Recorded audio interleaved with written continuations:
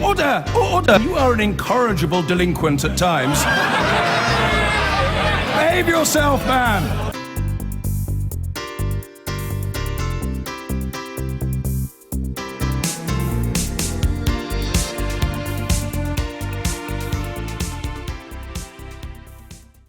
Now, their appearance on the stage at the Democratic Convention delighted the delegates, but sparked a controversy which has been fueled by the response of the Republican presidential nominee, Donald Trump.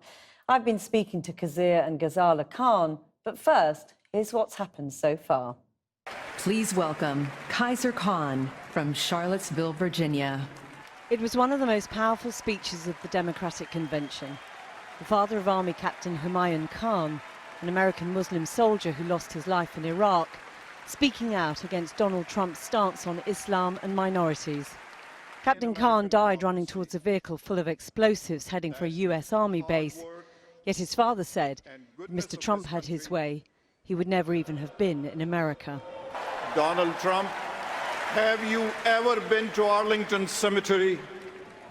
Go look at the graves of brave patriots who died defending United States of America. You will see all faiths, genders, and ethnicities.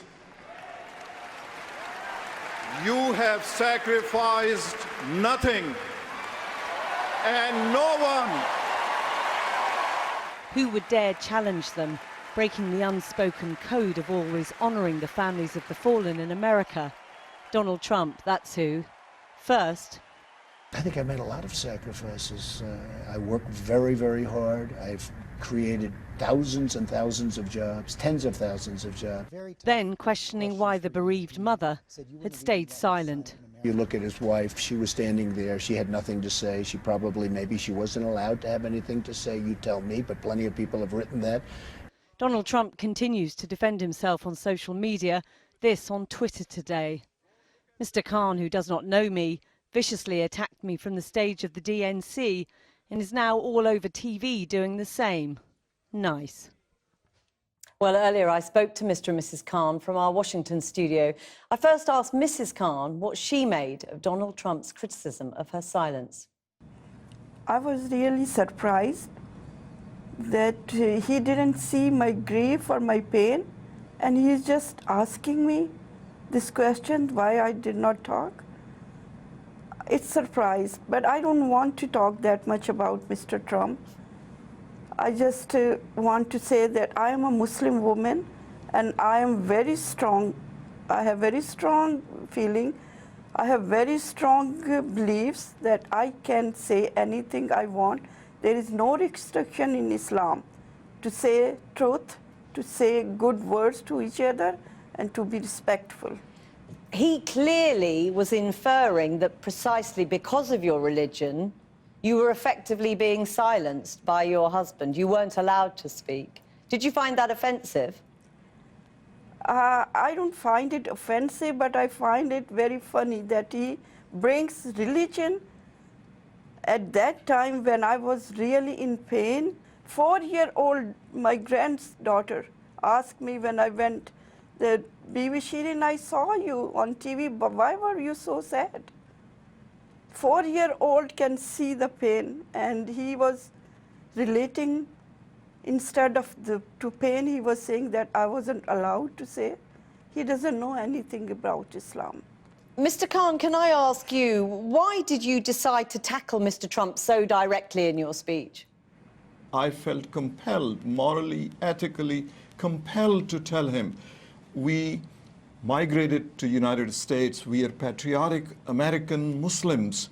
Somebody had to stand up there and say directly to him, and I have said it many a time thereafter, he is a demagogue. He does not represent American values. In a leader, you need empathy, you need moral compass. This candidate is void of both.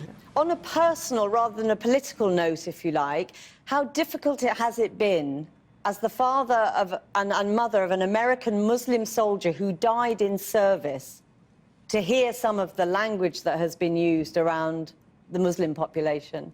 It has been. It has been very hard for us, for the family. But we sat before going to the convention, the whole family discussed the consequences that could, the bad consequences that could happen, and we unanimously agreed, the way I felt, the way my wife feels, the way my children feel, that it is our obligation to voice.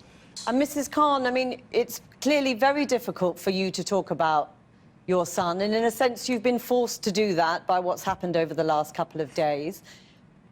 What do you remember about him?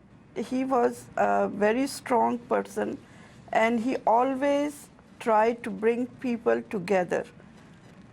And he always told me, okay, Mom, if you give love, you will receive more than you expected. Do you feel that in some way Mr. Trump's comments, though, blacken his name, his memory? I don't think anybody can blacken his memory or his name or his love. He is forever. And Mr. Khan, can I ask how you would feel about living in America under President Trump? Just imagine if he governs the way he has campaigned, this country will have constitutional crises that this country has never seen. For example, to exclude 11 million people, the only thing he can do is issue executive order. Congress will not pass such a law. What is he going to do? Is he going to go door to door and find and carry them in and put them in aeroplane or ships to throw them out? This person hasn't thought through. And Mrs. Khan, if Donald Trump were to apologize to you, would that be enough? Would you accept it? I would accept the apology. Whatever he wants, he should do, but I respect him. Because I'm not a person who disrespect anyone, even if they are my enemies. I don't want that type, I'm not that type of person. The mother and father of Captain Humayun Khan speaking to us earlier. I've been getting away with it all